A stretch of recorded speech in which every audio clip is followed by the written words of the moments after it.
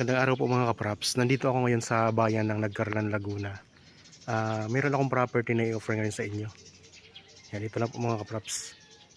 Ang sukat nito ay nasa 24,470 square meters or 2.4 hectares mahigit. So may bakod na po ito mga kapraps na konkrito. Yan, tabing kalsada lang po. Meron po tayong malaking gate dito mga kapraps. Kasi itong direksyon na to, papunta po ito sa highway. Nasa ano lang mga kapraps, mga 4 minutes travel time lang, nasa highway na tayo. Ito po ay barangay road. Mayroon na ditong linya ng kuryente at saka tubig. At pasok na po dito ang sasakyan mga kapraps.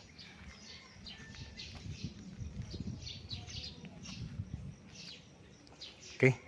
Ako nga po pala si Bads, ang inyong laging kasama para sa virtual viewings mga property na i-offer namin. Nandito na tayo ngayon sa loob ng property. Dati po itong school ng mga Koreano mga kapraps. Itong property na to. Yan, ang ganda niya. Pwede po itong gawing resort. Pwede pong magtayo kayo ng rest house dito mga kapraps. Ang ganda ng property na to. Patag na patag ang lupa. Tapos ayan ang bakod, palibot na. Meron ditong parang guardhouse mga kapraps yan.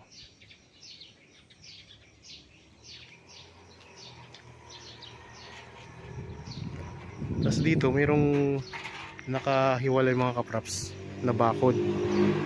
Bali may ano siya, ang dadaanan, ito ay daanan ng mga sasakyan dito. So yan, tingnan nyo po, ganda. Tapos dito mga kapraps, sa space na to mayroong bakod na sarili. Screen po siya, tapos may semento sa baba.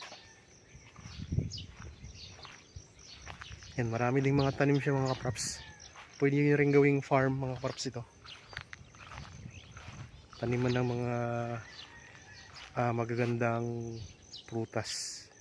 Yung mga fruit bearing trees. Tapos may mountain view tayo doon.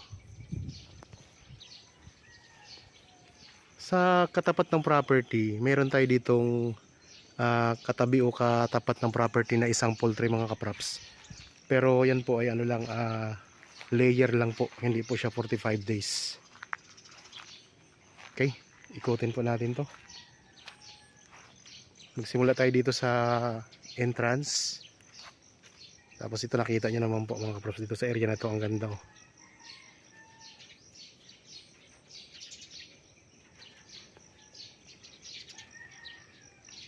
Tingnan natin, ikutin natin ito. May mga building na rin po ito kasi dati nga po itong school.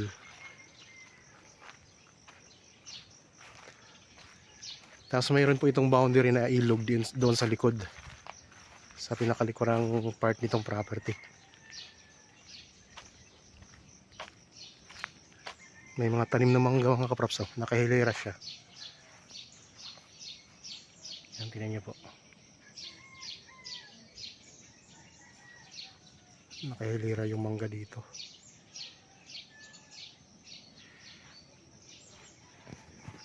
Habang kayo po ay nagpapahinga at nagre-relax dyan sa inyong kanya-kanyang bahay, samahan nyo po ako sa pag-iikot dito sa property na i-offer ko sa inyo ngayon. Dito sa gilid, ayan, nataas din po ang pader. Tapos may mga tanim po yan ng mga halaman na magaganda. Hindi ko lang po alam kung anong tawag sa halaman na yan. Ang gaganda, colorful siya. Kung sakaling alam nyo po kung anong pangalan nitong mga halaman, paki-comment naman po dyan sa comment section. Yan, dito may building tayo na malaki mga kapraps. Yan, malawak.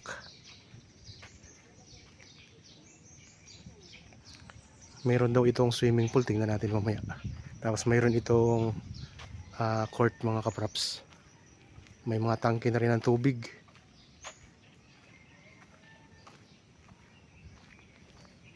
May kuryente na.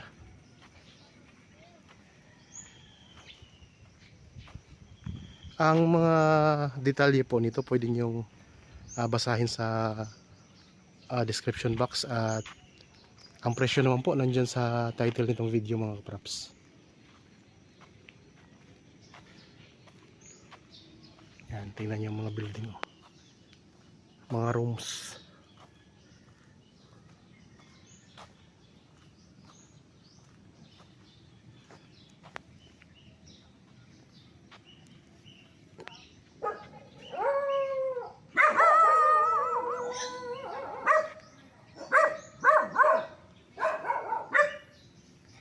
Dito tayo mga kapraps. Sa area na to, ang ganda, oh.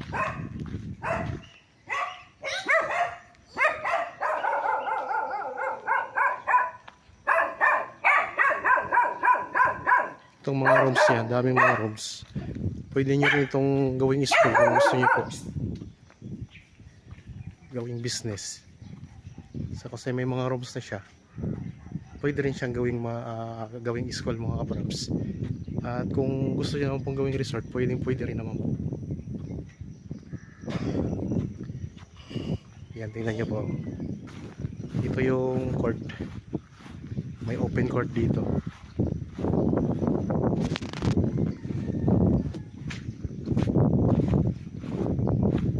Yan, dito yung ano to kuya, swimming pool.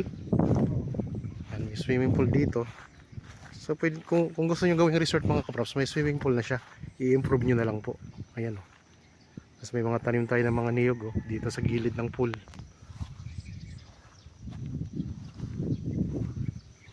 So 2.4 hectares ito mahigit mga kapraps dito sa bayan ng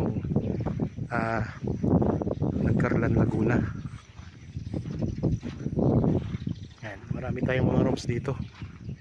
Ilang building to? Isa, dalawa, tatlo, apat, lima. Ito, diretso ito eh. Dugtong-dugtong. 6, 7, 8. Tapos ito, mayroon pa dito sa gilid. Siyam. Punta tayo dito sa my court mga kapraps. May pathway na rin po tayo mga kapraps dito. Ayan. Hanggang doon pa to sa likod, kuya. So kasama po yun sa likod. Sa likod nitong pader na to, kasama po yun mga kapraps. Kasi 2.4 hectares ito eh. Dito tayo sa gitna ng court, ha. May daan din pala dito.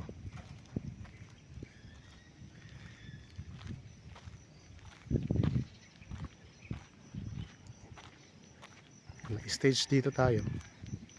Pwedeng gawing stage. May mga CCTV camera na rin po ito mga kapraps. Tapos dito sa area na to, mayroon din tayong matatanaw na mountain view. Yan, itong ring ay pwede natin ipaayos na.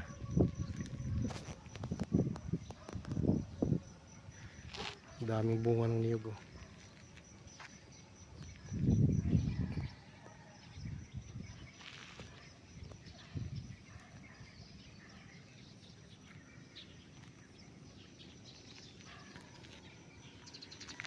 Yan mga kapraps. Pwede to, pwede ditong school. Tapos mayroon kayong farm dito sa area na to mga kapraps, oh. Yan. Doon sa area na to, puntahan din natin yan para makita nyo po. Tara.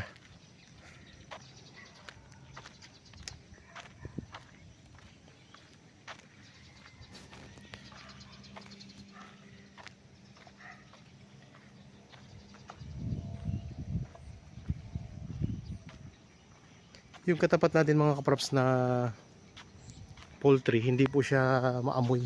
Hindi kagaya sa ibang poultry mga kapraps. Kasi layer lang naman po yan. Ang ganda ng area dito. Malapit lang po sa highway mga kapraps, ha. Nasa 4 minutes travel time lang po. Tapos ang distansya nito sa Metro Manila, nasa ano lang ito mga kapraps, estimated ko nasa kulang-kulang 2 oras lang. So kapag walang traffic, wala pang 2 oras, nandito na tayo sa property.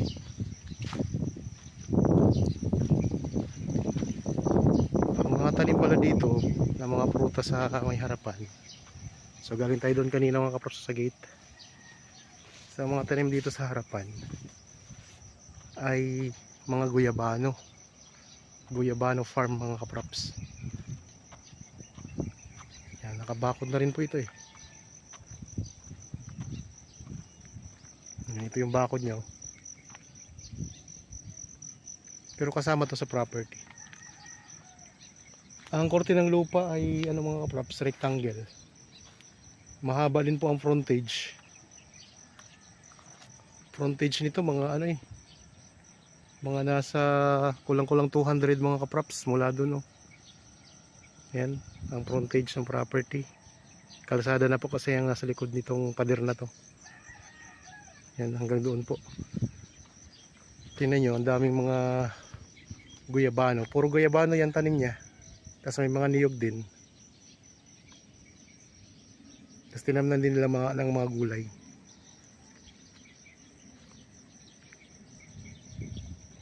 Tapos may malaking puno doon mga kaprops oh.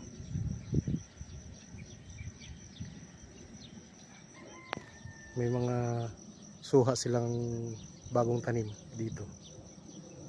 Malawak pa, pwede nyo pang tamnan kahit anong itanim nyo dito. Ganda. May mga gulay din silang tinanim dito.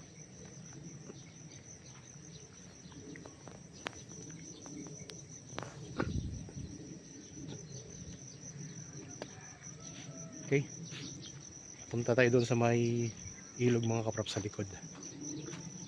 Mayroon na itong linya ng kuryente at saka tubig ha.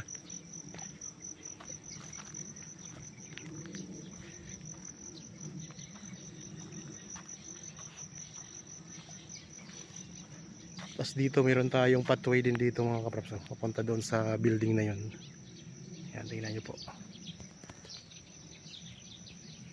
pathway tayo dyan.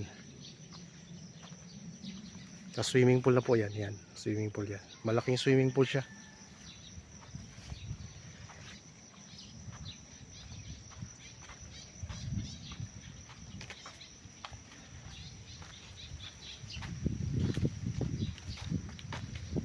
Punta na tayo doon sa likod.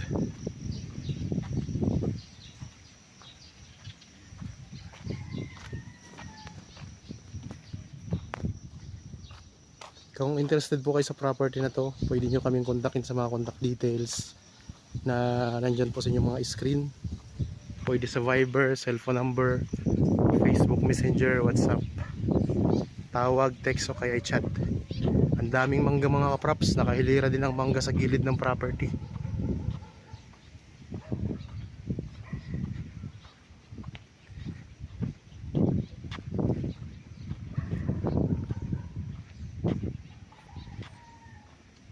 Kaya pwede dito dumaan. Okay, dito tayo dadaan. Mayroon yung daanan dito.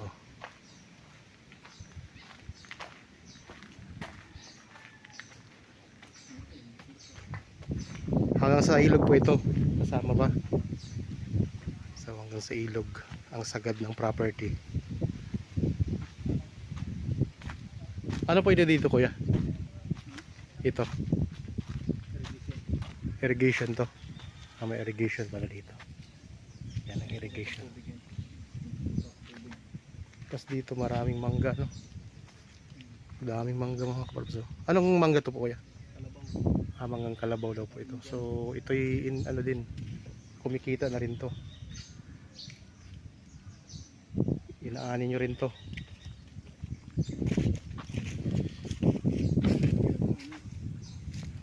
Marami din lansones, no? Tingnan yung mga kaprops. Dito pala sa likod ng school. Yan po ang school, yung inikot natin kanina. Sa likod nito ay tingnan nyo, ang daming mga tanim. Yan, may mga lansones. Maraming mga prutas dito. May kakao, may dalangita. Patag na patag kasi ang lupa. Daming, may rambutan din pala. Ayan, may rambutan din.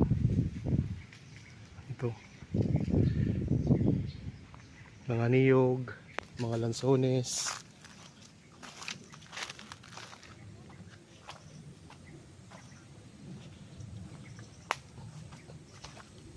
Ang lansones ay ang babata pa. May mga ilan po na may mga bulaklak na. Papunta natin ilog. Ay, ang ilog. Kita dyan.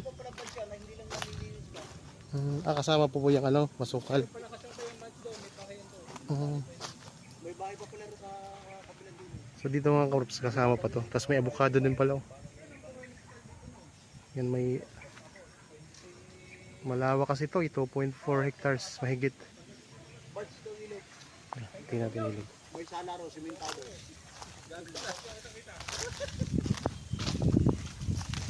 Malaki. Ayan, itong ilog. Ilog na bangka rin. Padugsong So elevated yung property mula sa ilog mga kaprops. Palalim ng konti itong ilog. Ayan, malaking ilog po siya. balik yung ibabaw niyo. Gusto mo ito lang. Medyo malabo lang yung ano ngayon. Medyo marami sa mulo. Naulan kasi. Pero hindi nawawalan tubig. Tapos meron ding tanim ng mga mahogani ano. Daming mahogani oh.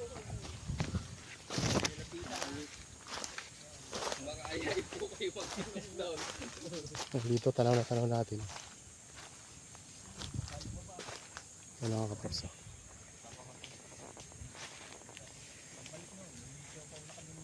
Ang agos ng ilog pag ganito. Pakaliwa. Ito na yung pinaka-boundary ng property. So, di na ako bababa doon mga kaprops. Wala tayong daanan pababa. Palalim ng konti kasi ito dito. Kaya wala pong baha dito mga kaprops sa property. May ilog tayo na malalim. Ayan. So, elevated po itong property mula sa ilog. Ayan, tingnan nyo po. I-zoom ko lang ha. Ayan. Yan yung agos nyo. So doon sa banda roon mga kaprops, sa banda roon, may mga ano doon, paliguan na doon sa banda roon mga kaprops. Maraming paliguan doon. Tapos dito tingnan nyo po. May mga mahogani na tanim nasa gilid oh. Mga mahogani yan.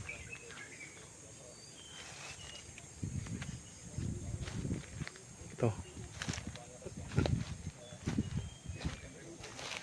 Ganda mga kaprops. Puno niya yan ano. Kinakain ng ano.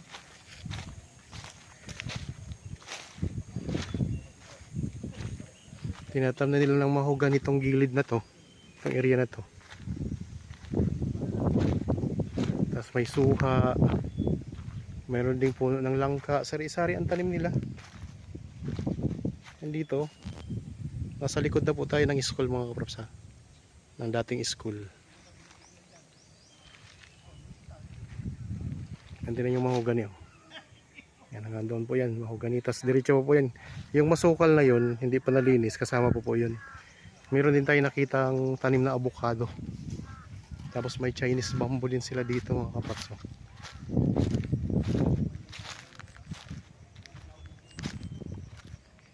Ito, dalang hita.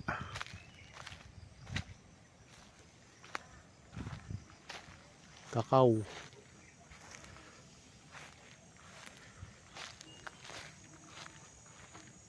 Mangga. Maraming mangga dito. Nakahilira dito sa may irrigation. Ito langka mga kaprops oh. Chinese bamboo.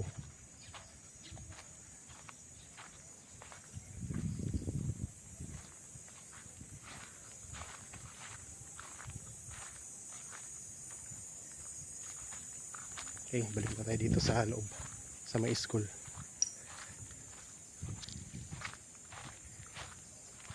Ito yung pinakalikod ng bahagi ng property.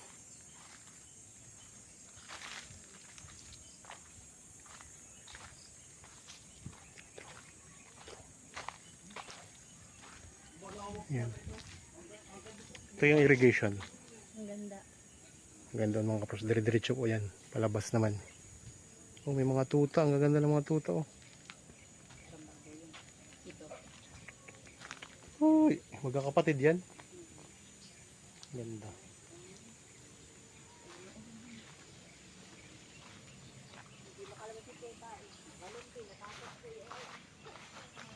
Yan mga kaprops, nandito tayo ulit sa sa ating dinaanan sa entrance papunta doon sa gate.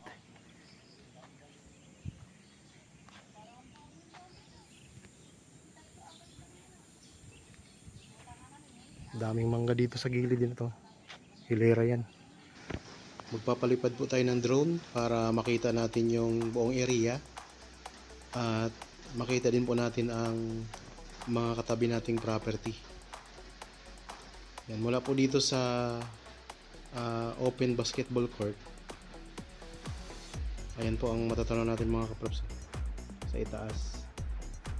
Ayan ang mga rooms. Tapos yung bakod po. At yung mga katabi natin, mayroon tayong katabing palayan. Tapos nakikita natin dito yung mga puno ng mangga na nasa likod ng school. Mga school building.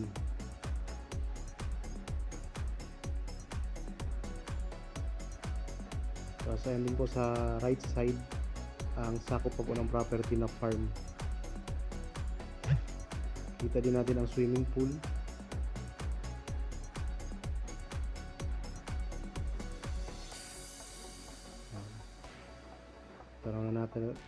Tanaw na natin mga kaprops.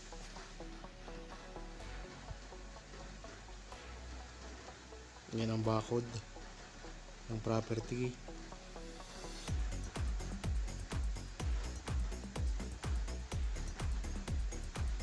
Okay.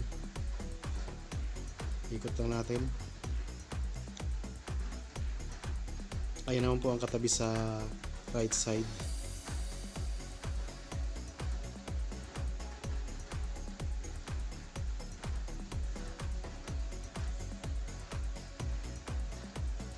Kasi ng kalsada mga kaprops. Mismong katabi ng kalsada ito ng Barangay Road. At yan naman po ang kaharap natin na property mga kaprops. Yung sinabi kong poultry. Bali RTA lang po ang inaalagaan dyan. At hindi siya maamoy. Ayan ang mga kabahayan. Mga iba pang barangay dito sa Nagkarlan. Tapos matatanaw din natin dito ang boundary na ilog mga kaprops. Ayan po. Ito na yung pinaka-boundary ng property, yung ilog na yan. So kanina nilibot natin yan. Nandyan yung mga puno ng lansones. Tapos ito yung katabi nating property. May mga niyugan po na katabi. Yan pala yan. Aerial view ng 2.4 hectares mahigit na property. Dating Korean school.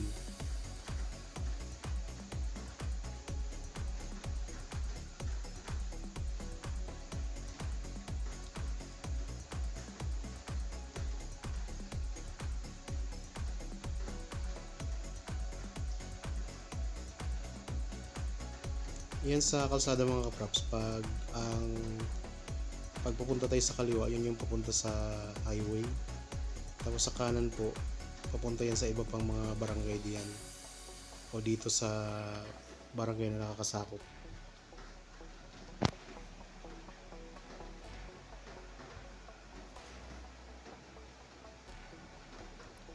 Yan, ito po ang property mga kaprops. Yan yung farm.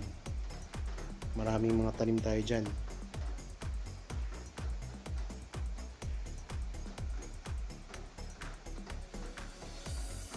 Ito yung mga school building.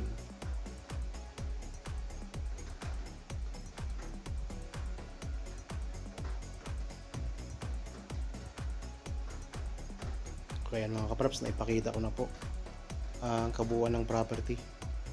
Pati yung korte ng lupa ay nakikita rin po natin.